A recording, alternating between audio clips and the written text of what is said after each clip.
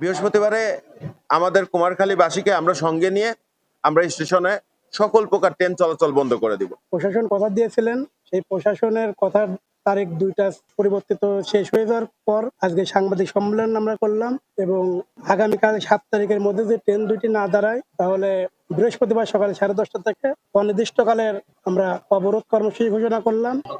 কর্মকর্তার দৃষ্টি আকর্ষণ করেছি যাতে আমাদের এই কুমারখালীতে সুন্দরবন এক্সপ্রেস অথবা বেনাপোল এক্সপ্রেস যে কোনো একটি ট্রেন এই কুমারখালীর মাটিতে স্টপেজ হয়, এটাই আমাদের চাওয়া, যাতে আমাদের উপকারের জন্য। জেলা প্রশাসক স্যারের সাথে সচিব স্যারের কথা হয়েছে এবং ডিজি মহোদয়েরও কথা হয়েছে যে আগামী ঈদের পরে 30 থেকে 35 দিনের মধ্যে এখানে একটা ট্রেন থামবে এবং আজকে ফাইল পুট আপ হয়েছে এবং এই বিষয়ে একেবারে স্যার আশ্বস্ত করছে 30 থেকে 35 দিনের মধ্যে এখানে একটা ট্রেন থামবে।